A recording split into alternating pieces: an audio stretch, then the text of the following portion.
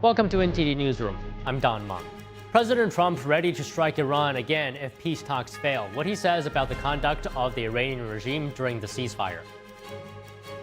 The work to reopen the Strait of Hormuz continues. Iran is still holding the critical passage hostage. The steps President Trump is taking now. Vice President J.D. Vance warning Tehran not to play the U.S. as he departs for Islamabad for talks to end the war with Iran. A big legal blow for Meta platforms. Massachusetts top court says the tech giant must answer claims it knowingly addicted victims. A U.S. trade court is hearing a key case today weighing the legality of President Trump's 10% global import tariff, which 24 states are challenging. Lawmakers speak to the Artemis II crew as they prepare to come home. What to expect as the Orion capsule attempts its splashdown later today.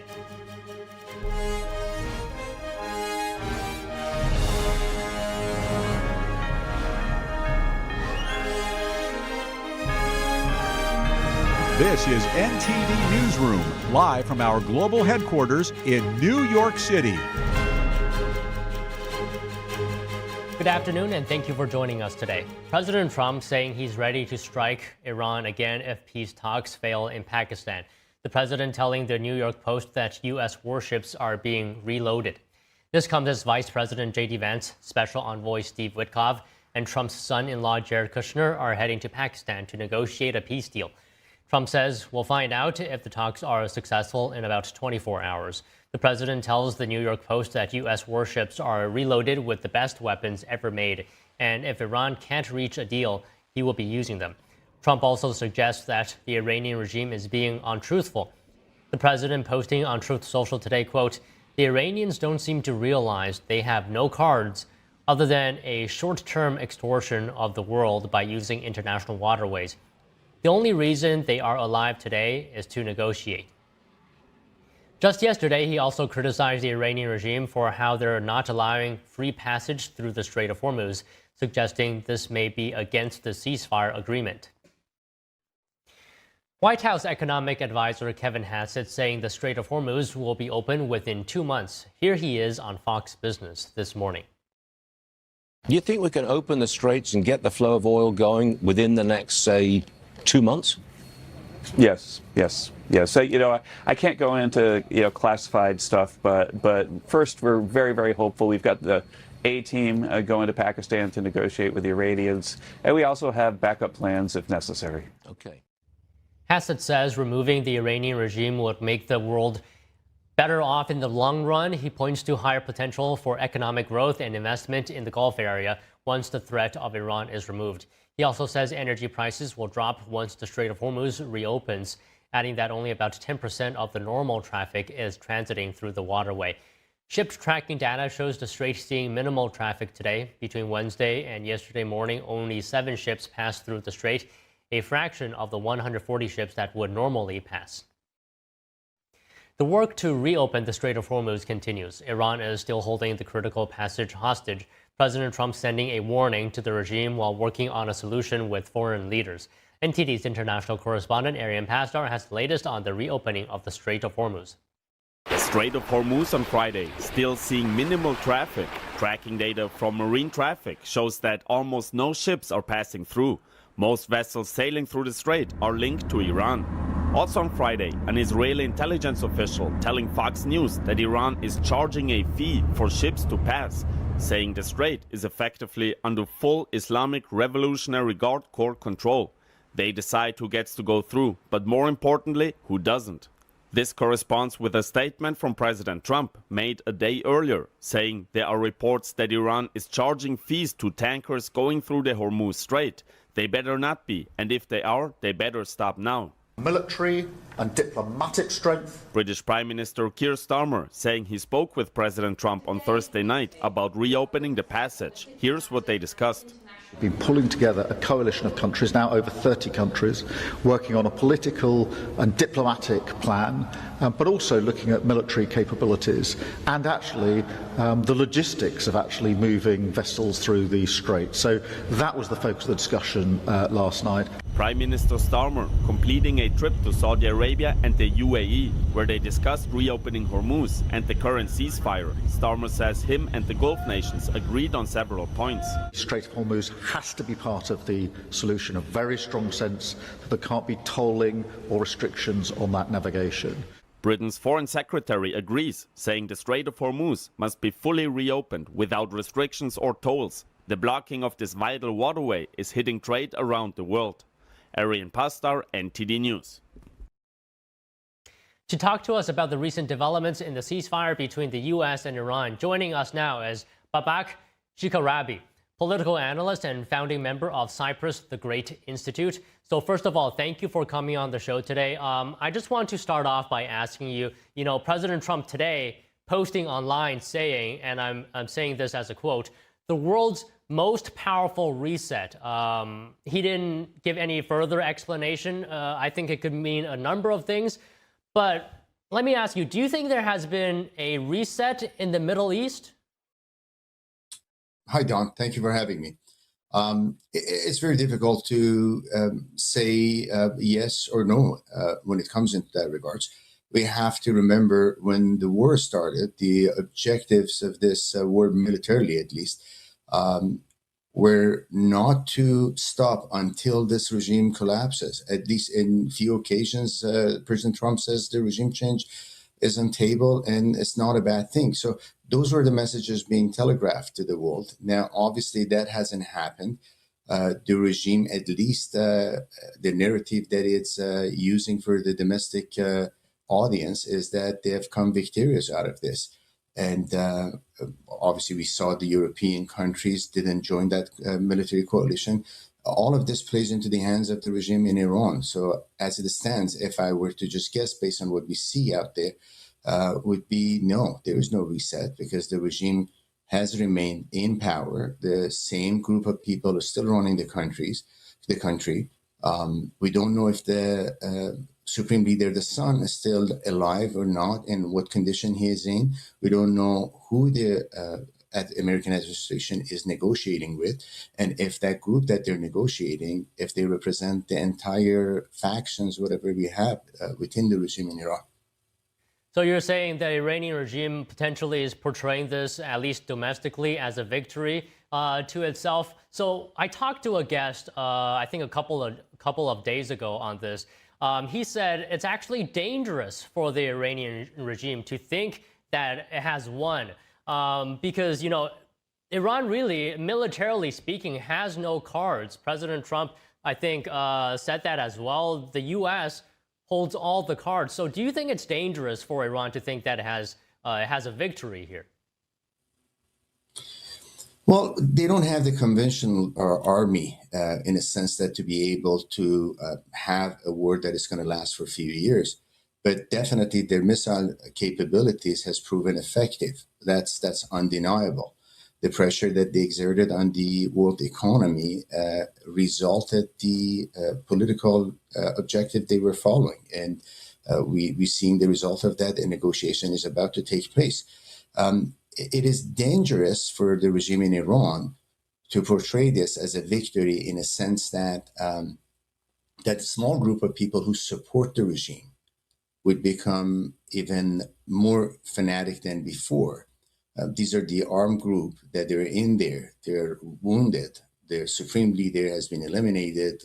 A bunch of their military generals have been eliminated. And if the regime portrayed this as a victory, they would get the false feeling of that they can continue on this war and essentially achieve the ideological and religious objective that has been promised to them for 47 years. So in that sense, yes, it could be dangerous for the regime. But we also have to remember, if you look at the events taking place after the October 7, 2023, there is a sense of very negative view towards Israel by the Muslim population in the region. These people right now, they see the regime in Iran as the only government who stood up to Israel for nearly 80 years, fired missile at them, and then here's it still standing. In that regards, those people would be very unhappy with their own governments who have been looking for a political solution. So if that happens, we're gonna see, in my opinion, we're gonna see perhaps many uprising in those countries by the Muslim population in their countries against the governments there. So even if the regime in Iran falls, if the things remain the same, if the regime in Iran falls, we're going to see, if it doesn't fall, we're going to see the negative effect of this regime remaining in power far beyond Iran's borders for perhaps many decades to come. So these are the things we have to be mindful of. Okay, so to your point that if the regime doesn't fall in Iran, what is its strategy right now? Amid this pressure from the U.S., negotiations happening on Saturday as well. The president saying if negotiations fail, attacks could resume. So what is Iran's strategy right now? It seems like it's not even allowing more ships to go through the Strait of Hormuz. We don't know if U.S. had that in its toolbox to kind of exert that pressure at the moment. So there's no doubt militarily, U.S. obviously is a superpower. The military of the regime in Iran cannot stand up to it. But talking about this Strait of Hormuz, they have proven that they have been able to shut it down. As far as the regime and standing in power, what's happening inside Iran, if I bring you and your audience to a sequence of events, back in December and early January, there was a massive uprising. People responded back to Prince Reza's call. They took to streets in millions.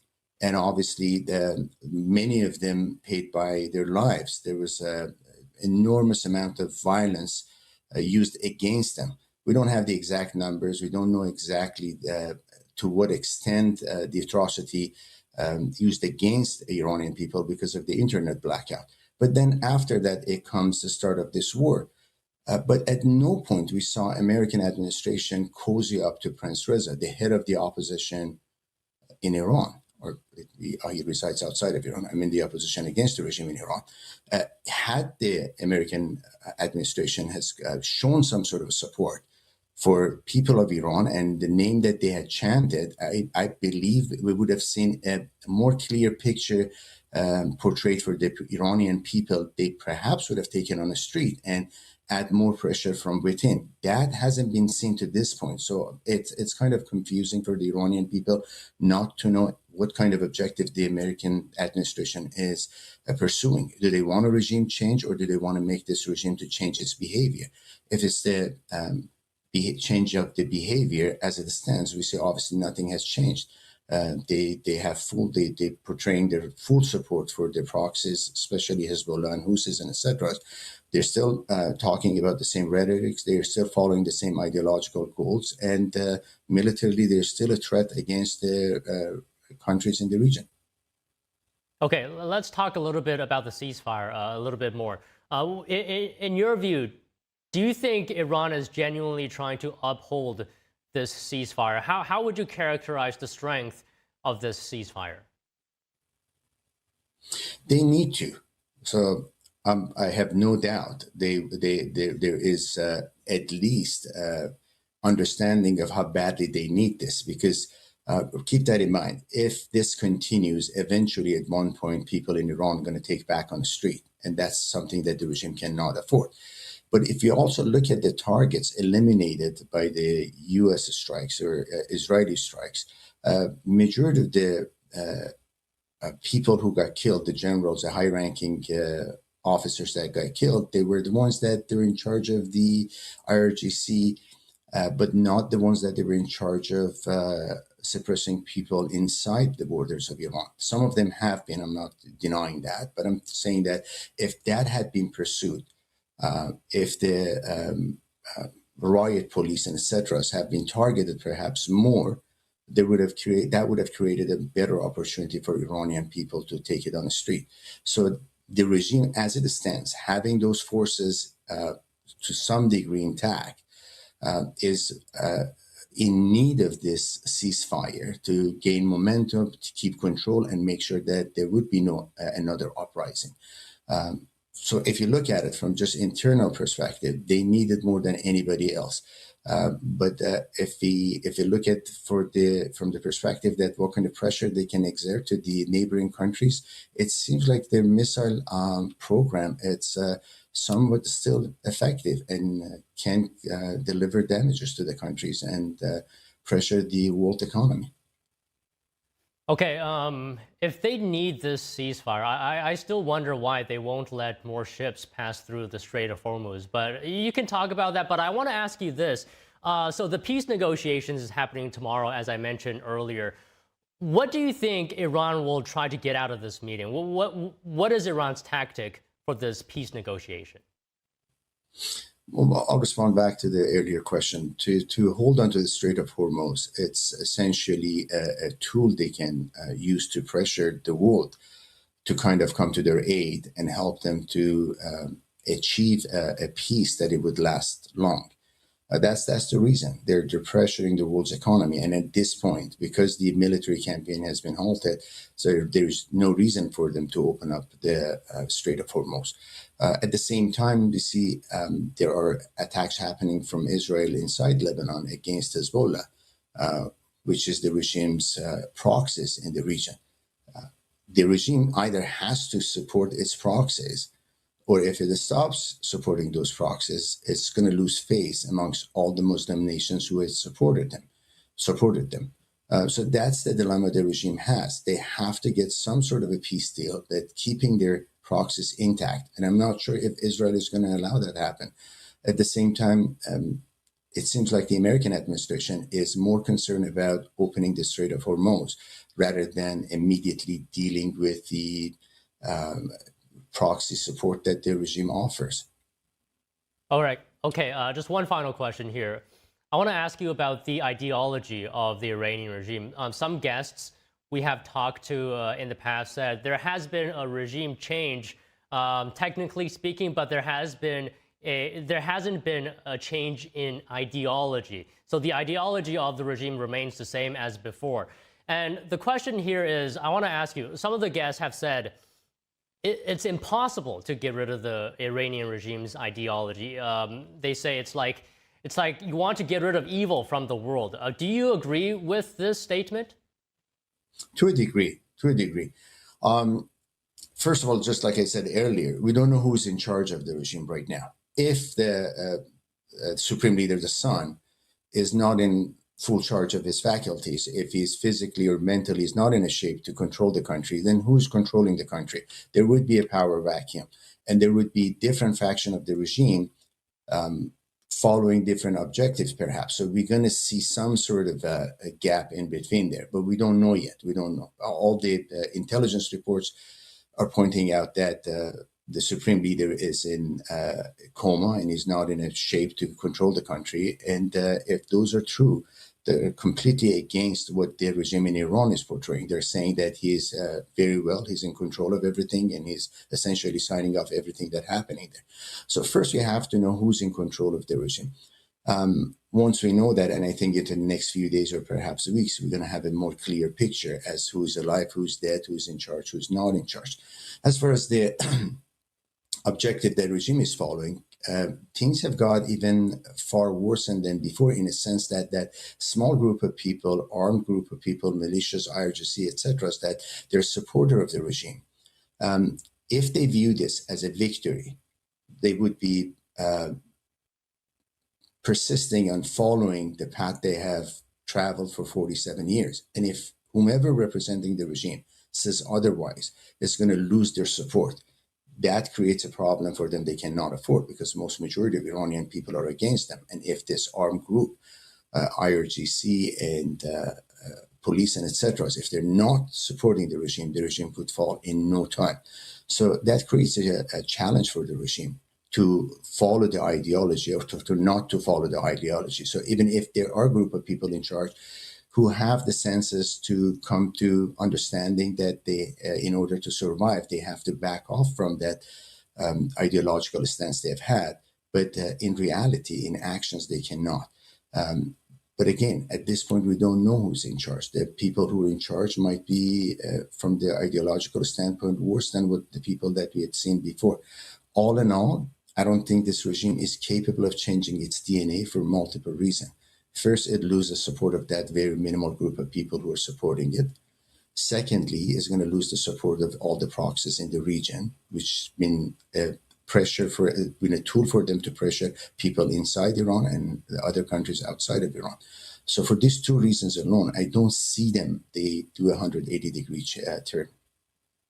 Okay, very clearly said. Very interesting conversation as well today. Let's leave it there. Babak, thank you very much for joining us. Thank you for having me, Dan. Have a good day. ICE officials are addressing the case of a Haitian national in the country illegally charged with the brutal hammer murder of a Florida mother. Let's take a look. Talk about a woman who was savagely murdered in our community at the hands of a violent illegal alien. So on April 3rd, the Fort Myers Police Department in Fort Myers, Florida, responded to a horrific crime scene at a gas station where an innocent mother was violently attacked and murdered. There's surveillance footage, which is circulating widely on social media, shows Robert Joaquin, a Haitian illegal alien, brutally striking the victim multiple times in the head with a hammer. This senseless act has shocked our community and underscores the critical importance of immigration enforcement and our role in public safety. Through the coordinated efforts of the Fort Myers Police Department, ERO, HSI, the U.S. Marshals, CBP, Air and Marine Operations, this man was swiftly located and apprehended. The speed and accuracy in which our law enforcement teams were able to track the killer's movements and arrest him is a testament to our robust law enforcement partnerships here in the state of Florida. Currently, Mr. Joaquin is being held at the Lee County Jail on charges of homicide and property damage. ERO has issued an immigration detainer and will ensure that he is never released into the communities or the streets of the United States again. Joaquin, an illegal alien from Haiti, first entered the United States on August 9th, 2022, near Key West, Florida, subsequent to a maritime smuggling operation. He was arrested by the United States Border Patrol. He was turned over to ICE ERO for detention and was later issued a immigration judge's final order of removal on September 9th, 2022. The prior administration allowed him to be released into the United States and subsequently granted him temporary protected status, giving him a legal safeguard to remain in our country.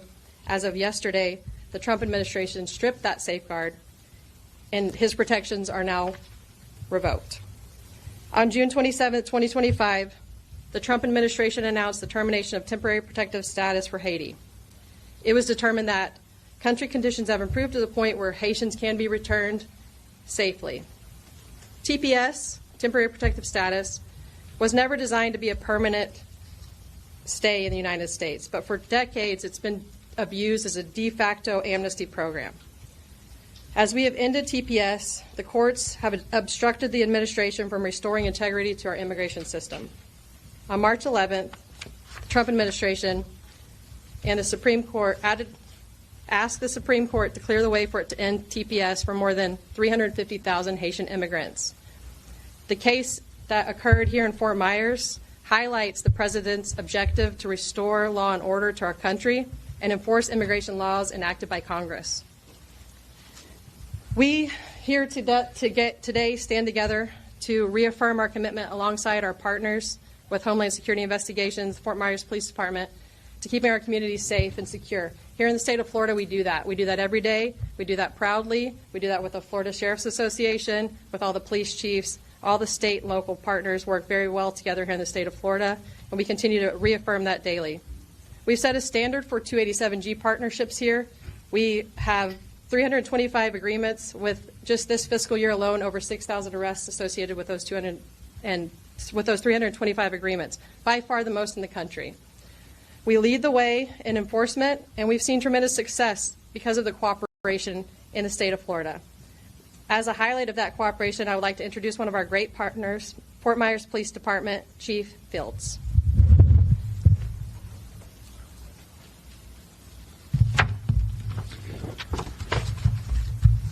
Good afternoon. My name is Jason Fields, and I proudly serve as the police chief for the city of Fort Myers. Today highlights the results that can transpire with strong partnerships between federal, state, and local agencies. Robert Joaquin was taken into custody after an extensive, coordinated manhunt. From the beginning, our commitment was unwavering, and our message was clear. We were not going home until Joaquin was in custody. I want to thank our federal partners, along with our state and local agencies, for their relentless effort, coordination, and shared resources that assisted and ultimately led to his capture. I would be remiss if I didn't mention the assistance from our community, who were also instrumental in his apprehension. As this case moves through the court process, I'll also recognize our amazing state attorney, Amira Fox, and her team as they continue pursuing justice for the victim and her family. This was a horrific crime. Evil individuals who commit violent acts in our community will be pursued, held accountable, and brought to justice. I will now turn it over to Micah McCombs, Acting Special Agent in charge with Homeland Security.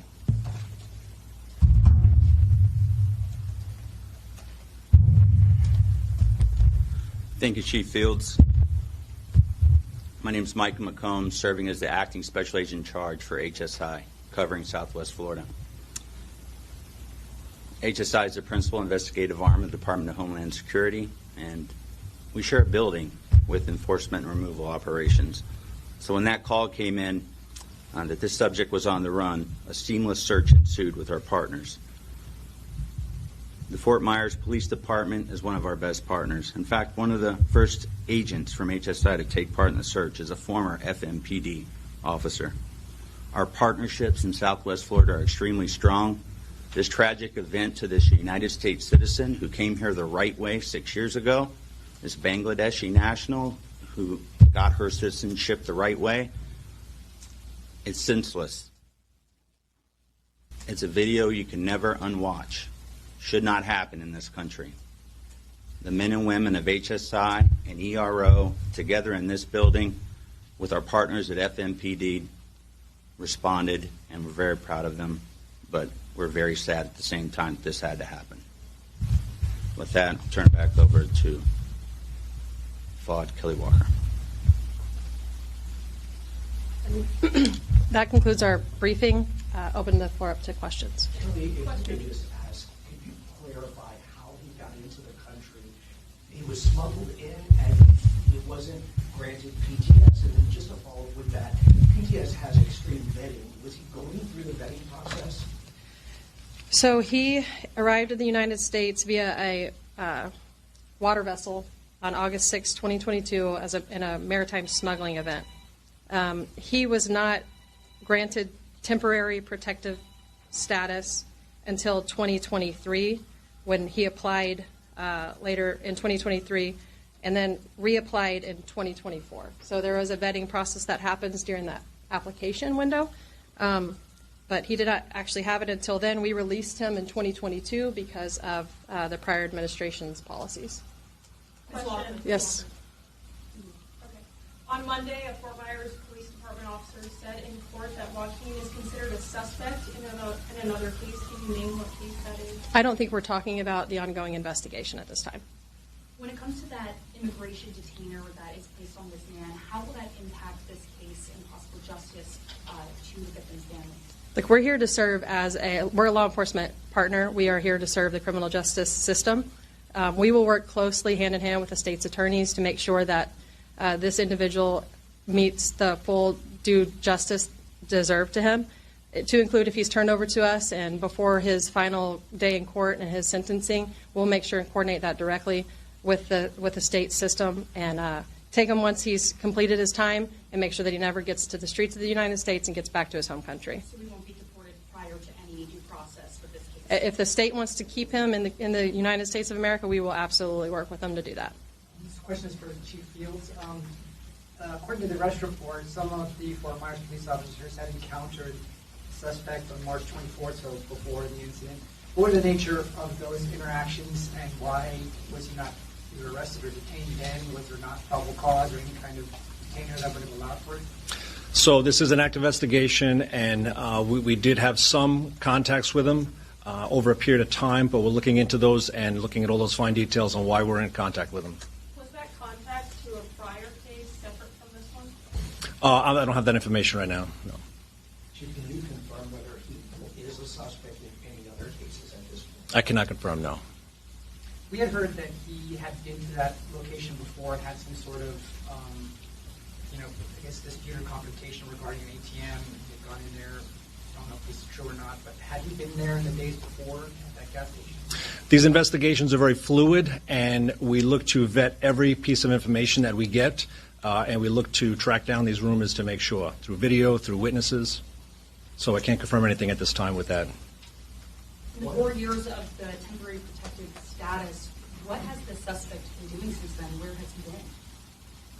I don't know his whereabouts for the last 4 years, no. Okay, last question. If you can't confirm whether or not he's a suspect in another case, why would an officer say in court Monday that he is? I don't know. I'll have to look into it, though. We'll confirm that. Okay. One last question. I'm sorry. Okay, last one right here. The DHS press release had mentioned that the TPS expired in 2024, and I was trying to just figure out the gap there between if that's the right date and sort of like where he was. Right. The time of his arrest. So when TPS expires, although expired, they still have protection until there's a decision on their renewal application, which he filed timely. So he had protection up until the moment that the administration revoked his protection, which happened just this week. So he no longer has that available to him, and we'll do full justice at this time. Okay. And then I think that was the last question. Go ahead, Yes, Mike. as a reminder, we'll show you the video as to why we're here today.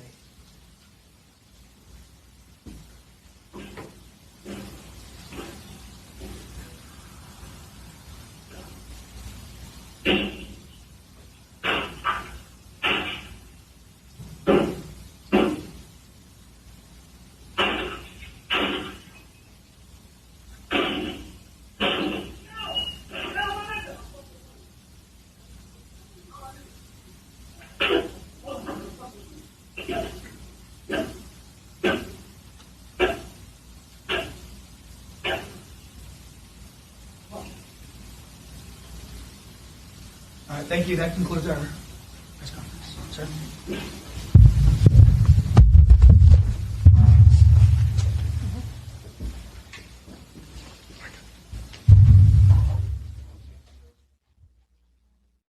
And you were just watching Florida officials giving a briefing to the press about the murder through a hammer of a Florida mother, and saying that the suspect illegally came into the U.S. under President Biden, and then was released into the public, and then saying that he is now in custody and he will be never again be released into the public under this administration. Okay, moving on. President Trump is calling out the victim as well. Let's take a look.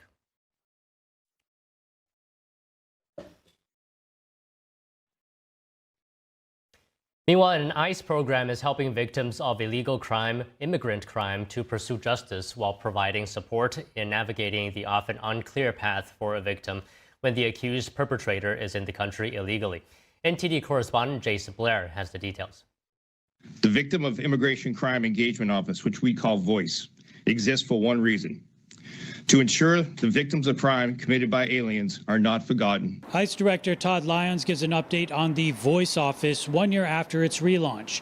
The program assists victims and their families who have been affected by crimes committed by illegal immigrants. Because for too long, many of these people standing here with me have felt like they didn't have a voice. Lyons was joined by family members of victims of murder and other crimes committed by people in the country illegally. The love that she generously gave to everybody and the hope that she had for her future was erased by someone who had no right to be in this country. Boss says that the VOICE program helped her and her family track the case and whereabouts of her daughter's perpetrator. Normally, a victim doesn't have to wonder what's happening, where the perpetrator is, when the court dates are going to be. That's just not how it works with an illegal alien criminal.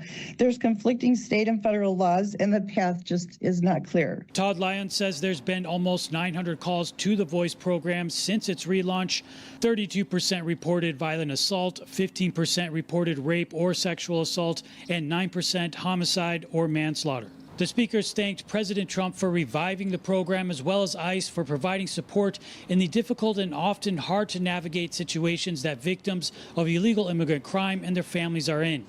Reporting in Washington, D.C., Jason Blair, NTD News.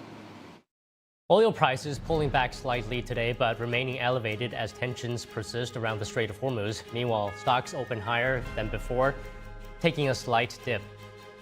Top senators meeting with President Trump today. They're expected to discuss a Republican plan to go it alone on immigration enforcement funding because of Democrat opposition. More news after this.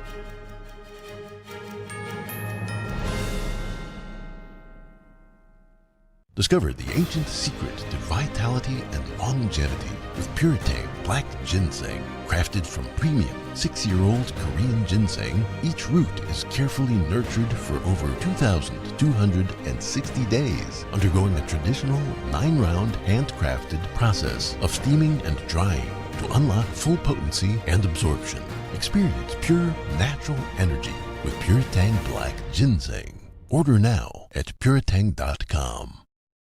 The 8th NTD International Piano Competition welcomes distinguished pianists from around the world, celebrating the depth, discipline, and expressive power of the Baroque, classical, and romantic repertoire. September 1st through the 5th, 2026, New York City. Apply at piano.ntdtv.com, honoring the timeless tradition of the piano. Hi, I'm Susan Lucci. You may know me from my many years on television. I never thought about heart disease until I had my own heart event. I felt this slight pressure on my chest, just slight. I thought, oh, it's nothing, it'll go away. I didn't get it. I did not get it. But a few days later, while shopping at a boutique, that pressure returned, much stronger. It felt like an elephant pressing on my chest. I had a 90% blockage in my main artery and a 75% blockage in the adjacent artery. I was rushed into surgery where I received 2 stents in my arteries. Stents developed through research funded by the American Heart Association. Those stents saved my life. That's why I'm in front of you today, asking you to join me in supporting the American Heart Association by becoming a monthly donor. Call now or go to helpheart.org. For only $19 a month, just 63 cents a day, you can help fund the next medical breakthrough. Get the next person trained in CPR, the next hospital certified in high-quality cardiovascular care. I'm so grateful to the American Heart Association. Their research helped save my life. I can enjoy life with my children, my grandchildren, and my friends. Heart disease is America's #1 killer. And your support now can help save your life or the life of someone you love. Give $19 a month with your credit card, and we'll send you this special t-shirt that you can wear to show that you are helping save lives. Please, listen to your heart. The only reason I'm here today is because I did. So please call the number on your screen or go to helpheart.org now. Join me as a monthly donor today and help save even more lives. Thank you.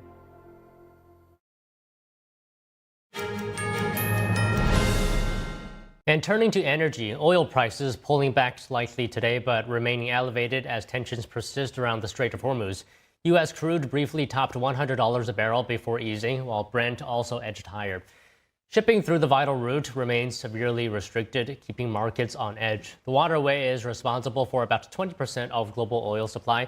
Meanwhile, stocks opened higher. The S&P 500 and NASDAQ gained ground after March inflation came in largely as expected, despite pressure from the Iran conflict. The Dow, S&P 500, and NASDAQ all ticking up at the opening bell as investors weigh the stability of the ceasefire. All three indexes dipped slightly as of this afternoon. Inflation is heating up again, this time driven almost entirely by the war in Iran. the annual rate rising to 3.3% in March, the highest level since May 2024. That's according to a Bureau of Labor Statistics report issued today. It says the increase was almost totally driven by a spike in energy prices. Core inflation, which does not factor in food and energy prices, ticked up just slightly to 2.6% from 2.5%. That's still below expectations of 2.7%. The rise wasn't a surprise to analysts, but the key question now is whether these price pressures will stick in the months ahead. Tariffs 2.0. Democrat-led states and small businesses are back in the International Trade Court today. This time, they're challenging the president's global tariffs applied under Section 122 of the Trade Act of 1974. President Trump turned to this provision after the Supreme Court ruled against his use of an emergency powers law. The plaintiffs are seeking to end the latest tariffs. A federal trade court in New York is hearing the oral arguments this morning. NTD's Arlene Richards explains. Our country and its taxpayers have been ripped off for more than 50 years. 24 Democrat-led states and 2 small businesses are challenging the president's tariffs imposed under a different trade statute. In February, the Supreme Court ruled that an emergency power statute called IEPA doesn't authorize the president to impose sweeping tariffs. It stated that tariff authority under that statute was not clearly delegated to the president by Congress. Wow. The Supreme Court's ruling on tariffs is deeply disappointing. After the ruling, the president immediately imposed temporary 10% global tariffs under Section 122 of the Trade Act of 1974. He cited the nation's large, persistent, and serious balance of payments deficit as the reason for imposing the tariffs. Now, new plaintiff businesses represented by the same attorney in the previous case and the states on Friday will similarly argue that the president doesn't have authority under Section 122 either. They say in papers filed with the court that the U.S. is not facing large and serious international payment problems and that Section 122 was designed to address short-term balance of payments emergencies, not to impose sweeping tariffs. The Justice Department responded in its papers that Section 122 clearly delegates tariff authority to the president and argues that the president has done what the plaintiff's attorney repeatedly suggested in the previous tariff case. Furthermore, the president has complied with Section 122's amount and duration limitations, a maximum of 15% surcharge for up to 150 days. The plaintiffs have asked the Court of International Trade to decide the case as a matter of law and to pause the president's tariffs if the case moves through the courts. Arlene Richards, NTD News.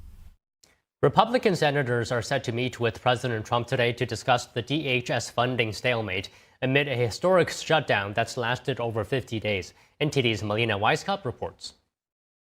Lawmakers out of town for recess amid the longest partial government shutdown in history. Today, top senators will meet with President Trump to discuss a path forward to fund the immigration enforcement aspect of the department without any Democrat votes. The Senate's number 2 Republican, Senator John Barrasso, told reporters yesterday, "We're going to have to go it alone because the Democrats aren't interested in funding national security at a time of increased concerns around the world."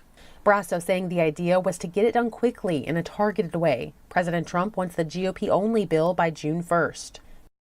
And I will answer President Trump's call to fund ICE and the Border Patrol by June 1st through reconciliation. I will lead this charge. We will give funding to ICE and Border Patrol without one Democratic vote because they will never give us their vote. The DHS stalemate dragged on for more than 50 days. It started due to Democrat demands for changes to ICE policy. I will vote no on any legislation that funds ICE until it is reined in and overhauled. But now that Republicans are using a party line process to fund ICE, Democrats' reform demands will go unmet. They got zero of that. So they wanted all these restrictions on law enforcement agencies, on ICE and CBP. They got none of that. They walked away from the table. Today's meeting with the president comes as the House is expected to vote next week on a measure to fund the DHS without immigration enforcement. Some House Republicans have rejected the proposal. ICE was funded throughout the shutdown and will be for several years due to previous funding from the GOP's One Big Beautiful Bill. Reporting from Washington, D.C., Melina Weisskopf, NTD News. Artemis II is headed home after its historic trip around the moon. As the 4 astronauts gear up for re-entry, the nation's lawmakers making a special call. Take a look. Integrity Houston, good burn. NASA's Artemis II mission is now halfway home as the crew prepares for a high-stakes return to Earth. But before re-entry, a rare moment of connection between deep space and Washington. Lawmakers speaking directly with the crew, praising a mission that's captured the world's attention. I can only imagine the awe and wonderment you feel, but I want to just start by saying thank you. You are inspiring. I can't even imagine how unbelievably proud your families are of you and how excited they are to see you soon and to welcome you back to Earth. This mission has been unifying in so many ways. For the astronauts, the journey has been deeply personal. If I could have told that little girl who took home a picture of Earthrise and hung it in her room that she would eventually launch from that same place to see that same view, I'm pretty sure she would not believe it. I just want to look at my daughters, Ellie and Katie, and just say I love you, and their support has been unbelievable. I don't think they knew what this mission really meant when we launched, but they have learned through the outpouring of public support. And even as they reflect, they're already thinking about what comes next. It's part of our ethos as a crew and our values from the very beginning were that this is a relay race. In fact, we have batons that we bought to symbolize physically that. We plan to hand them to the next crew, and every single thing that we do is with them in mind. After becoming the farthest traveling humans in history, the mission is entering its most dangerous phase, re-entry. And we've reviewed all the systems, we've reviewed all the re-entry procedures and activities, and we are good to go. Flight teams carefully tracking each step with almost no margin for error. We've got about, less than a degree of angle that we need to hit. And, when we come in, we need to be right in the center of that. Orion will slam into Earth's atmosphere at an extremely high speed. The heat from friction caused by the air will turn the capsule into a fireball as it hurtles toward the ocean. The Orion spacecraft will enter the Earth's atmosphere at approximately 25,000 miles per hour. That heat shield, the thermal protection system, which is built by American hands and American factories for materials designed to withstand temperatures that approach the surface of the sun, will bear the full force of that reentry. Even as engineers expressed confidence, there's no denying the tension heading into splashdown. There's no question that we'll all be anxious, and but we'll be with the families. We'll be with them. We'll all be together. I have full confidence in the team. They do too. Splashdown is scheduled for 8:07 p.m. Eastern off the coast of San Diego. The world will be watching with bated breath as the 4 history-making astronauts come home. First Lady Melania Trump is pushing back against what she calls false smears linking her to Jeffrey Epstein, vowing legal action against those making the claims. The lies linking me with the disgraceful Jeffrey Epstein need to end today. The individuals lying about me are devoid of ethical standards, humility, and respect. I do not object to their ignorance, but rather I reject their mean-spirited attempts to defame my reputation. I never been friends with Epstein.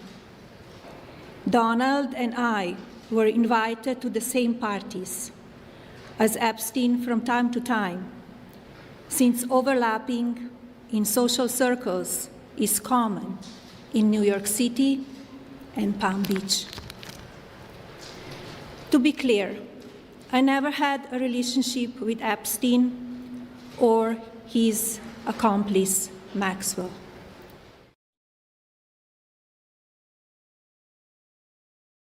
The First Lady did not mention any specific allegations that were made, but said her name has never appeared in court documents, victim statements, or FBI interviews tied to the case. She is now calling on Congress to hold public hearings, allowing Epstein's victims to testify under oath and have their accounts entered into the official record. She says her legal team will continue pursuing action against what she describes as baseless and politically motivated claims. Israeli Prime Minister Benjamin Netanyahu has expelled Spain from an international body monitoring Gaza. Netanyahu said Spain had defamed soldiers in the IDF. The group was created last year to monitor the Trump-brokered peace plan in Gaza. The group's work involves planning the stabilization and reconstruction of Gaza. Around 200 U.S. service members are working alongside the Israeli military and delegations from other countries. Netanyahu saying he wouldn't allow any country to wage a so-called diplomatic war against Israel without paying a price.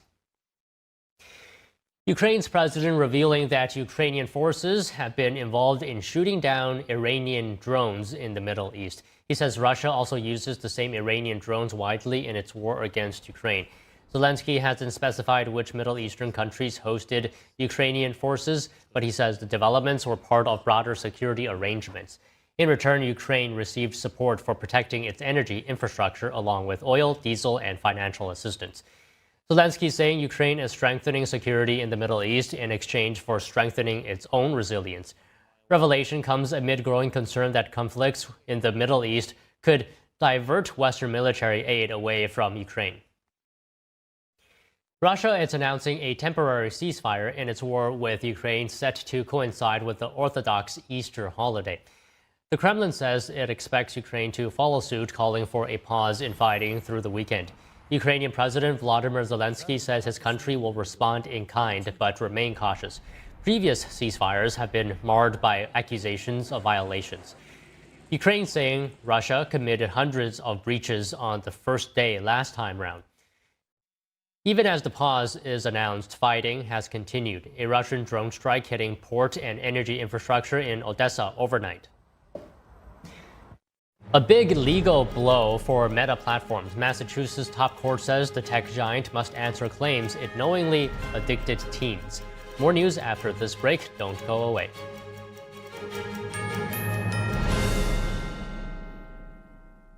Is deep-sea fish oil really healthy? Due to pollution in the oceans, most fish contain heavy metal elements and radioactive substances. That's why it's so important to choose a pure source of omega-3. Puritan green vegetable omega-3 is made from purslane and perilla seeds, which are rich in nutrients and minerals. It effectively improves brain power and is beneficial to the heart's health. Puritan green vegetable omega-3. Eat 2 a day and you'll feel brand new. This is how I keep my joints happy. Omega XL is a powerful natural supplement backed by 40 years of clinical research. Take control of your pain, like Cynthia Bailey. My knees in particular started giving me pain issues all the way back to my modeling days, from just running through airports, photo shoots. After taking Omega XL, I really started to notice how less stiff I was, especially my knees and my hip. Has Omega XL changed my life? Yes. I barely notice my joint pain anymore. Now I'm like literally sprinting through the airports. My secret is Omega XL. Pick up the phone and call now to get this exclusive TV offer. Buy one Omega XL and we'll send you a second bottle absolutely free. You'll also get a free bottle of Vitamin XL D3. Buy one, get 2 free. A total value of over $115, all for just $49.95. You save more than 55% and shipping is free. Backed by a money-back guarantee and is not available in stores. Operators are standing by, so call now. It's finally here, our second annual mega sale. This sale only comes around once a year, so take advantage of the best offers ever while you can. For example, save 50% on our Giza Dream bed sheets, as low as $29.98. And for the first time ever on TV, My Pillow mattresses and My Pillow mattress toppers, as low as $99.98. And you save 50% on our Lux Pure 6-piece towel sets. Regular $69.98, now only $39.98. And our best-selling standard My Pillows, regular $49.98, on sale for $17.98. Wait on it, mega sale, only $14.98. So go to mypillow.com or call the number on your screen. Use this promo code to take advantage of our second annual mega sale. But wait, there's more. To make the mega sale even more special, when you order right now, your order's going to ship absolutely free. I was a quarterback at Hardaway High School. College first-round draft pick. During the football season, I would stop eating. But I didn't know I was depressed. We didn't have any education behind what mental health was. I started to learn it starts here first. If this is together, I'll be better as a father and as a husband. We have to redefine what being a strong man is and heal, love your mind.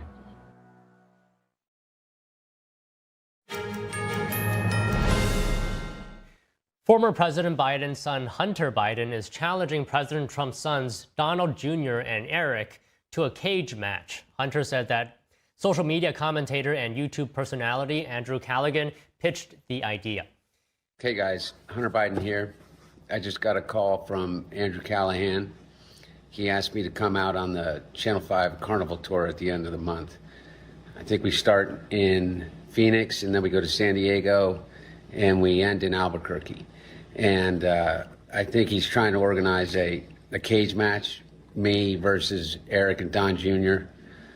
I told him I'd do it, 100% in, if he can pull it off. And if he can't, I'm still coming. The challenge lands against the backdrop of the nation's 250th independence celebrations. A professional UFC fight is already scheduled for June 14th at the White House. Trump first floated the idea of a White House UFC fight last July. UFC President Dana White, a close friend of Trump, is overseeing the June event. Meta Platforms is facing a lawsuit brought by the Massachusetts Attorney General. The suit accuses Meta of designing Instagram to be addictive for children. The Massachusetts Supreme Court ruled today that the lawsuit doesn't seek to hold Meta liable for content created by its users. However, the state's high court ruled that the suit instead targets the company's conduct. Massachusetts Attorney General Andrea Joy Campbell hailed the ruling. She called the decision a major step in holding social media companies accountable for fueling a youth mental health crisis. Meta has denied the allegations, arguing the company takes extensive steps to ensure its platforms are safe for teens and young people. 34 other states are pursuing similar cases against Meta in federal court. A federal judge is ordering the Pentagon to grant full access, press access that is, to the building. The ruling finding the War Department violating a prior court order. The New York Times sued the Department of War last year. The legal challenge centering around an ultimatum for reporters to sign an agreement not to seek unauthorized information from Pentagon employees or give up their press credentials. A district judge last month ruled in favor of the newspaper, calling the requirement unconstitutional. Following the ruling, the Pentagon made a new policy restoring press credentials to some reporters, but barring journalists from entering the Pentagon without an escort. The government said this policy didn't violate the judge's previous order. However, the Times sued again, arguing the new access limits were simply a workaround. A U.S. trade court is hearing a key case today weighing the legality of President Trump's 10% global import tariffs, which 24 states are challenging. We have more news after this break. Stay with us.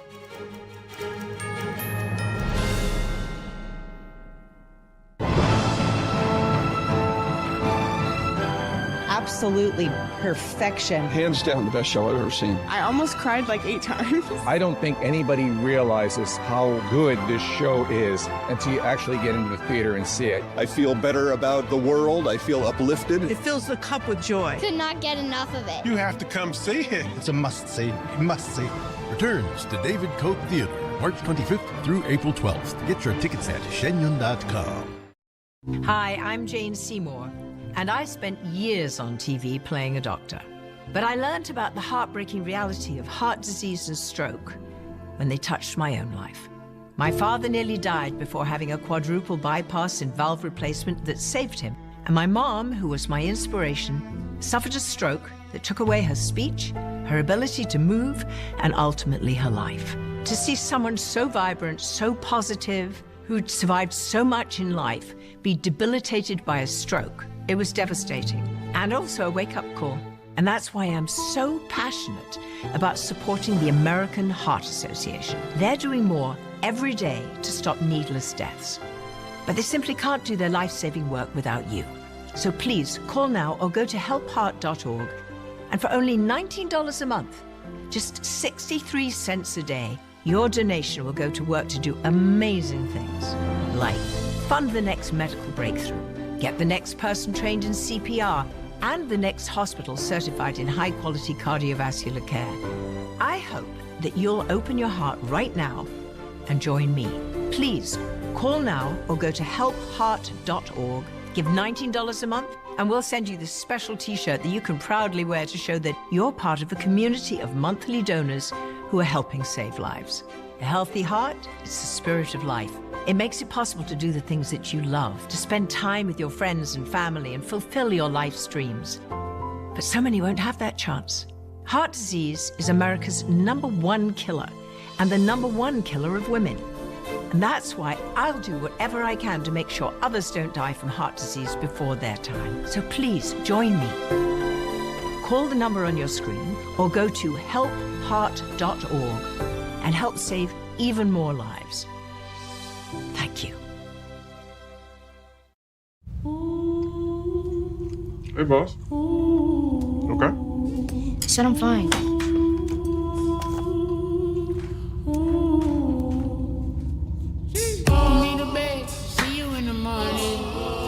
With the frosted Superman, but it wasn't on it.